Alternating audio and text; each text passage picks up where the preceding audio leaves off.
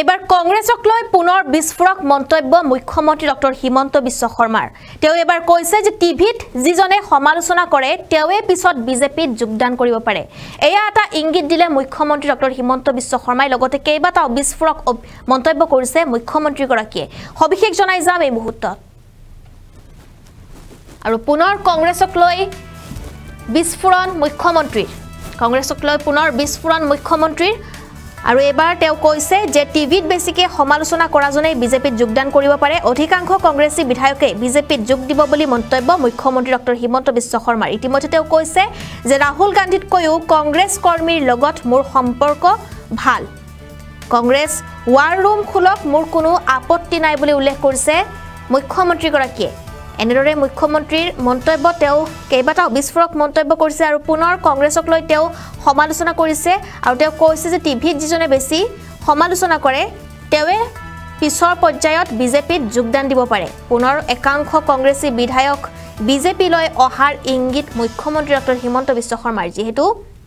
একাংশ বিজেপিত এতিয়া যোগ দিছে একাংশ কংগ্ৰেছী নেতাই যোগ দিছে বিজেপিত আৰু তাৰ পিছতে এনেদৰে মুখ্যমন্ত্ৰী গৰাকীৰ আন এটা বিস্ফোৰক মন্তব্য পুনৰ একাংশ কংগ্ৰেছী বিধায়ক বিজেপি লৈ অহাৰ এক ইংগিত মুখ্যমন্ত্ৰী তেওঁ কৈছে যে টিভিত বেছিকৈ সমালোচনা কৰাজনে বিজেপিত যোগদান কৰিব পাৰে ৰাহুল গান্ধীতকৈও কংগ্ৰেছ কৰ্মীৰ লগত মোৰ সম্পৰ্ক ভাল কংগ্ৰেছে ৱাৰ ৰুম খুলক মোৰ কোনো আপত্তি নাই বুলি উল্লেখ কৰিছে মুখ্যমন্ত্ৰী ডক্টৰ হিমন্ত বিশ্ব শৰ্মাই কংগ্ৰেছী বিধায়কে বিজেপিত যোগ দিব বুলি সৰু পথাৰত মন্তব্য কৰিলে মুখ্যমন্ত্ৰী ডক্টৰ হিমন্ত বিশ্ব শৰ্মাই এই মুহূৰ্তত আমি তেওঁৰ সেই মন্তব্য এবাৰ শুনাই ল'ব বিচাৰিম তেওঁ কাৰো গ্যাৰান্টি নলুৱাই ভাল যিজন কংগ্ৰেছে আজি ৱাৰ ৰুম খুলিব বুলি কৈছে কংগ্ৰেছে ৱাৰ ৰুম খুলক মোৰ কোনো আপত্তি নাই খালি নিজৰ ভিতৰতে যুদ্ধ নহলে হ'ল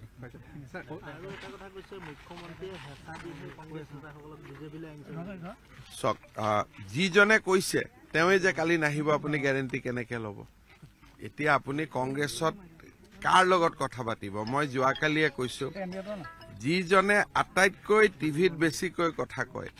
তেওঁৱে যে অহাকালি যোগদান কৰি নিদিব তাৰ গ্যাৰান্টিটো কোনে ল'ব পাৰে কোনেওতো ল'ব নোৱাৰে আজি কমলাক্ষ পুৰকায়স্থৰ সমান এই চৰকাৰক সমালোচনা কৰা কোন আছিল আৰু তেওঁতো যি ধৰণে তাৰ পিছত আপোনালোকে দেখিছে যে বসন্ত দাস কিন্তু এটা কথা আপোনালোকে এটা জানিব যে মই 22টা বছৰ কংগ্ৰেছৰ পৰিয়ালৰ লগত আছো ৰাহুল গান্ধীতকৈও কংগ্ৰেছৰ মানুহসকলৰ লগত মোৰ সম্পৰ্ক বেছি ভাল সেইকাৰণে কোনেও কাৰো গ্যাৰান্টি নলুৱাই ভাল যিজনে টিভিত কৈ আছে তেৱে যদি যোগদান কৰি দিয়ে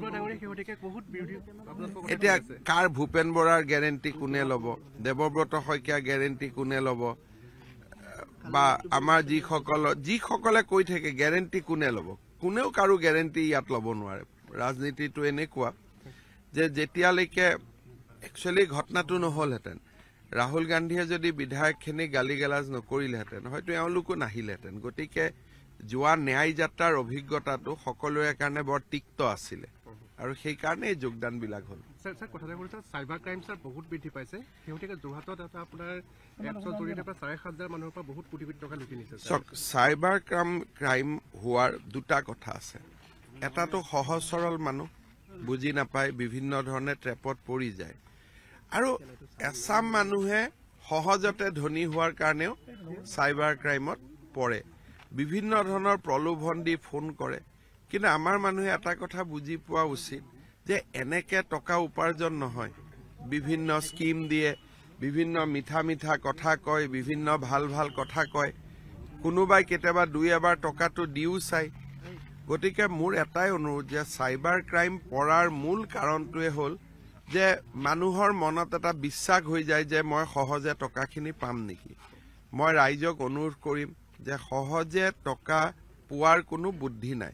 আৰু কলেজৰ প্ৰবক্তা সহজে কেতিয়াবা অচিনাকি মানুহৰ ভুৱা যিবিলাক কথা তাত আমি আমাৰ মনটো পমি যায় আৰু আমি সাচতীয়া টকা উলিয়াই দিওঁ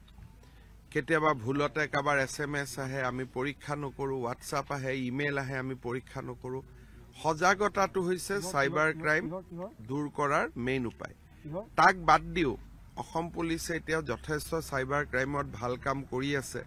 এটা নম্বৰ দিয়া আছে চাইবাৰ ক্ৰাইমত পৰিলে যাতে উইদিন মিনিট সেই নম্বৰটোত ফোন কৰে 24 ঘণ্টাৰ ভিতৰত হলে আমি টকাটো ব্লক কৰি দিব পাৰোঁ স্যাৰ উজনি কোনোবাই স্যাৰ বিজেপি আহিব নেকি আপুনি চবটো উজনি নামনি আৰু বুলি কথা নাই অসমৰে চব আহি যাব